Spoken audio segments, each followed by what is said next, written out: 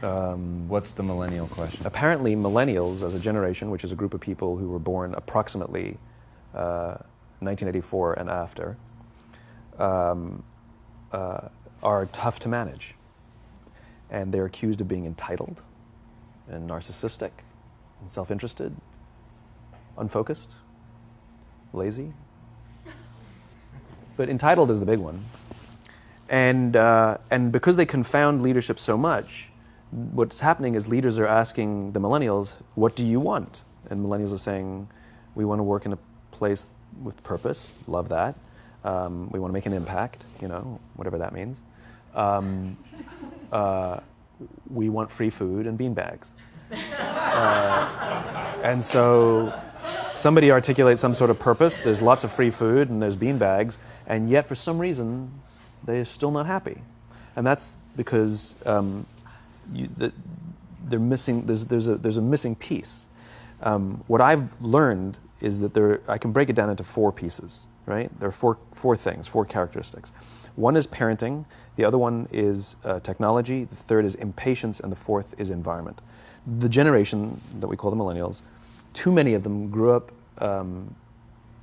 subject to, not my words, failed parenting strategies, where, for example, they were told that they were special all the time. They were told that they could have anything they want in life, just because they want it, right?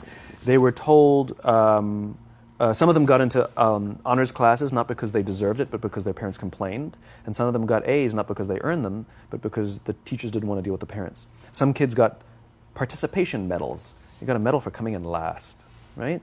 Which the science we know is pretty clear, which is it devalues the medal and the reward for those who actually work hard. And it actually makes the person who comes in last feel embarrassed because they know they didn't deserve it. So it actually makes them feel worse, right?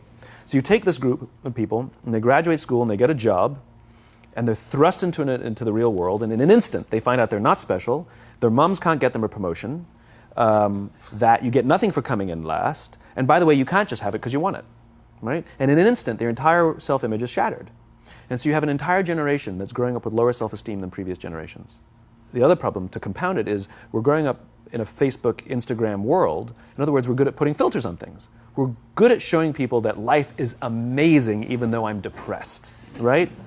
And so everybody sounds tough, and everybody sounds like they got it all figured out. And the reality is there's very little toughness, and most people don't have it figured out. And so when the more senior people say, well, what should we do? They sound like, this is what you got to do. And they have no clue, right? So you have an entire generation growing up with lower self-esteem than previous generations, right? Through no fault of their own, right? They were dealt a bad hand, right? Now let's add in technology. We know that engagement with social media and our cell phones releases a chemical called dopamine. That's why when you get a text, it feels good, right? So we've all had it where you're feeling a little bit down or feeling a bit lonely, and so you send out 10 texts to 10 friends, hi, hi, hi, hi, hi, because it feels good when you get a response, right? Right? It's why we count the likes. It's why we go back 10 times to see if my Instagram is growing slower. Did I do something wrong? Do they not like me anymore? Right? The trauma for young kids to be unfriended, right? Because we know when you get a hit of dopamine, which feels good. It's why we like it. It's why we keep going back to it. Dopamine is the exact same chemical that makes us feel good when we smoke, when we drink, and when we gamble. In other words, it's highly, highly addictive. Right?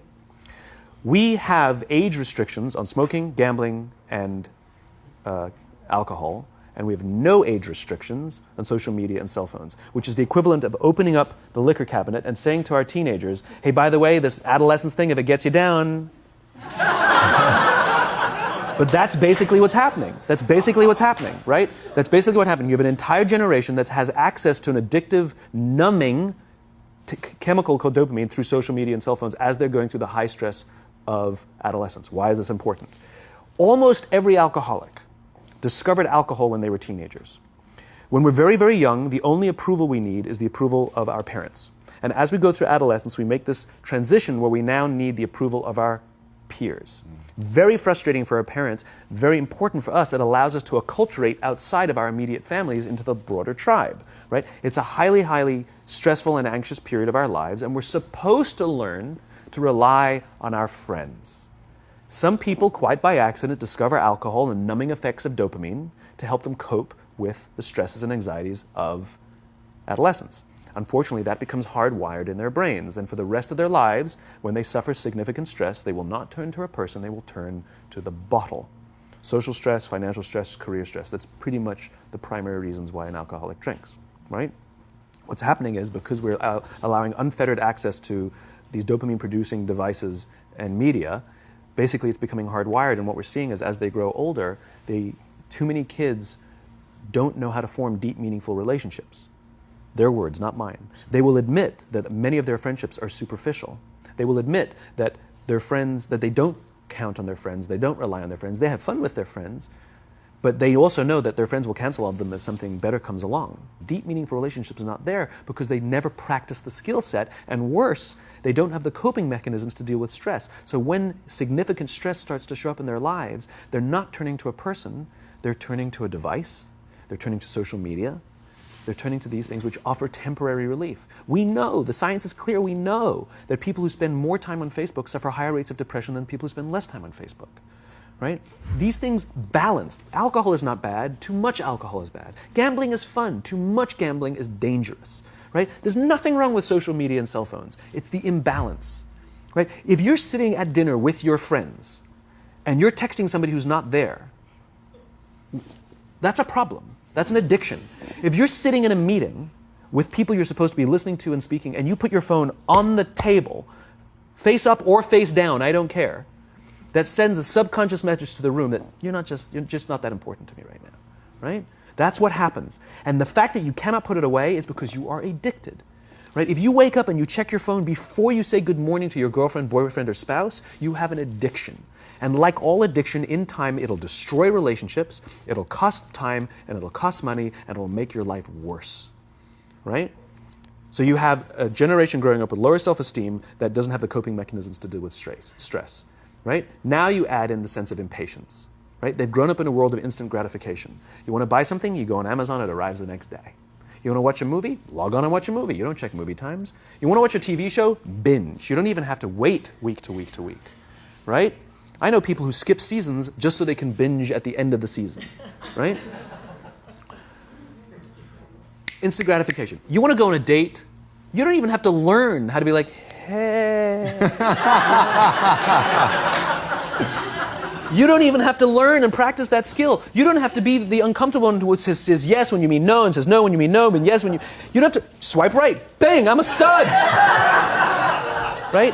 You don't have to learn the social coping mechanisms, right? Everything you want, you can have instantaneously. Everything you want, instant gratification. Except job satisfaction and strength of relationships, there ain't no app for that. They are slow, meandering, uncomfortable, messy processes. And so I keep meeting these wonderful, fantastic, idealistic, hardworking, smart kids. They've just graduated school. They're in their entry-level job. I sit down with them and I go, how's it going? They go, I think I'm going to quit. I'm like, why? They're like, I'm not making an impact. I'm like, you've been here 8 months. You know? It's as if they're standing at the foot of a mountain and they have this abstract concept called impact that they want to have in the world, which is the summit. What they don't see is the mountain. I don't care if you go up the mountain quickly or slowly, but there's still a mountain. And so what this young generation needs to learn is patience. That some things that really, really matter, like love, or job fulfillment, joy, love of life, self-confidence, a skill set, any of these things, all of these things take time. Sometimes you can expedite pieces of it, but the overall journey is arduous and long and difficult. And if you don't ask for help and learn that skill set, you will fall off the mountain, or you will, the worst case scenario, and we're already seeing it, the worst case scenario is we're seeing an increase in suicide rates, we're seeing an increase in this generation, we're seeing an increase in accidental deaths due to drug overdoses, we're seeing more and more kids drop out of school or take leaves of absence due to depression, unheard of. These are all, this is really bad. The best case scenario, those are all bad cases, right? The best case scenario is you'll have an entire population growing up and going through life and just never really finding joy. They'll never really find deep fulfillment in work or in life. They'll just waft through life and it'll be just, it's fine. How's your job? It's fine. The same as yesterday. How's your relationship? It's fine. Like that's the best case scenario. Which leads me to the fourth point, which is environment. Which is we're taking this amazing group of young, fantastic kids who are just dealt a bad hand. It's no fault of their own. And we put them in corporate environments that care more about the numbers than they do about the kids. They care more about the short-term gains than the long-term life of this young human being. We care more about the year than the lifetime, right? And so we are putting them in corporate environments that aren't helping them build their confidence, that aren't helping them learn the skills of cooperation, that aren't helping them overcome the challenges of a digital world and finding more balance, that isn't helping them overcome the need to have instant gratification and teach them the joys and impact and the fulfillment you get from working hard on something for a long time that cannot be done in a month or even in a year. And so we're thrusting to them in corporate environments, and the worst part about it is they think it's them. They blame themselves. They think it's them who can't deal. And so it makes it all worse. It's not. I'm here to tell them it's not them. It's the corporations. It's the corporate environments. It's the total lack of good leadership in our world today that is making them feel the way they do. They were dealt a bad hand, and I hate to say it, but it's the company's responsibility. Sucks to be you, like we have no choice, right? This is what we got, and I wish that society and their parents did a better job. They didn't. So we're getting them in our companies, and we now have to pick up the slack. We have to work extra hard to figure out the ways that we build their confidence. We have to work extra hard to find ways to teach them the social skills that they're missing out on. There should be no cell phones in conference rooms. None. Zero. And I don't mean the kind of like sitting outside waiting to text. I mean like when you're sitting and waiting for a meeting to start, this is what we all do. We all sit here and wait for the meeting to start.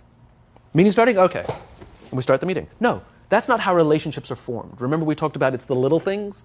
Relationships are formed this way. We're waiting for a meeting to start and we go, how's your dad? I heard he was in the hospital. Oh, he's really good. Thanks for asking. He's actually at home now. Oh, I'm really glad. It was really amazing. I know, it was really scary for a while. That's how you form relationships. Hey, did you ever get that report done? Oh my God, no, I didn't. I'll help you out. Can I help you out with that? Really?